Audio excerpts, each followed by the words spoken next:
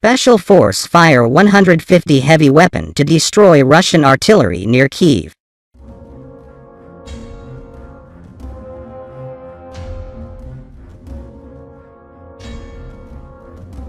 As Western countries ship increasingly heavy arms to a beleaguered Ukraine, one of the most important transfers so far is an arsenal's worth of field howitzers. Unlike the Ukrainian army's existing big guns, these artillery pieces come in NATO calibers and are the key to unlocking the West's precision-guided artillery technology.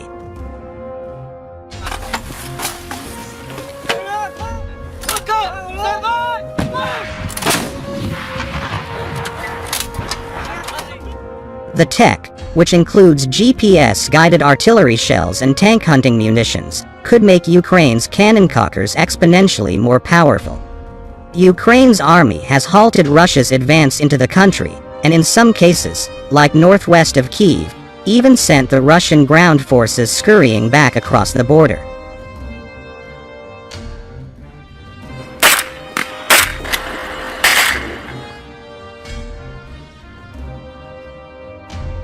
The Ukrainians have relied heavily on field artillery to hold off Russia's invasion and consider it their most effective weapon.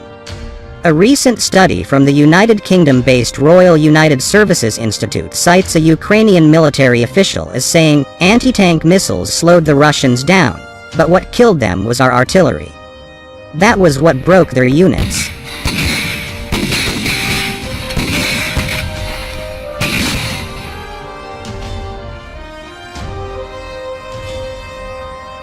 The Ukrainian ground forces have a considerable number of artillery, both traditional tube and rocket artillery. The total includes two S-3 Akatsiya 152mm and two S-1 122mm Gvozdika self-propelled howitzers, 122mm BM-21 Grad truck-mounted multiple launch rocket systems, and D-20 152mm and D-30 122mm towed artillery pieces.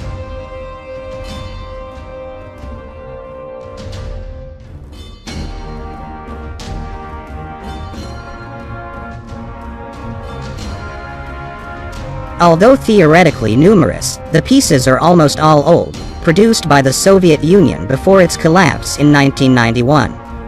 The guns are also produced in Soviet-era calibers, which a dwindling number of countries, including Russia and Ukraine, continue to operate.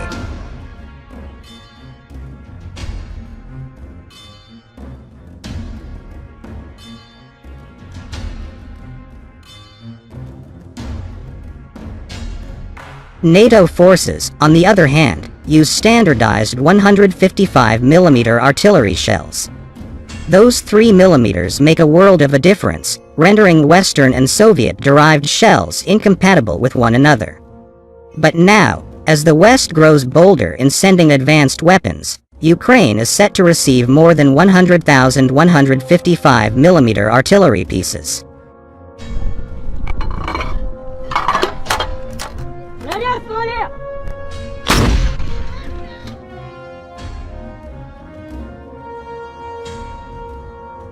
The United States is slated to send 90 M777 towed howitzers, the current towed artillery piece in use by the U.S. Army and Marine Corps.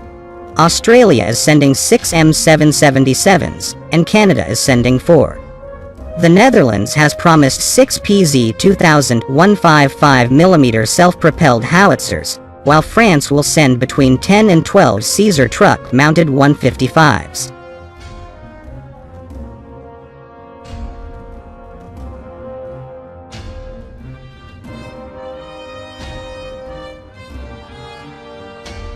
These howitzers have powerful implications for Ukraine's hitting power.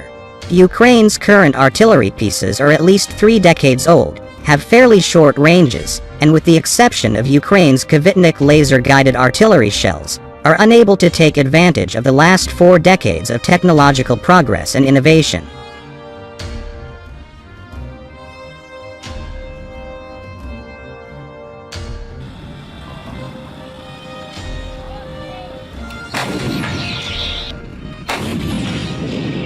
All of the donated pieces, by contrast, were developed and fielded long after Ukraine's entire artillery fleet was already built.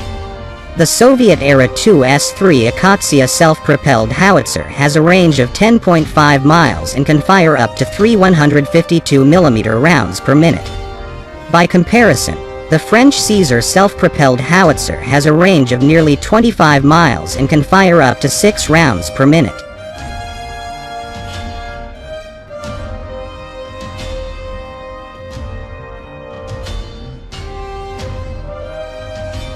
Ukraine will almost certainly get Western precision-guided rounds as part of the package.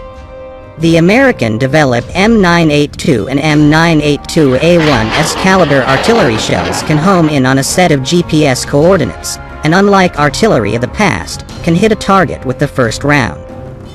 Caliber is so precise, the U.S. Army claims it will hit within 2 meters of the target, regardless of range.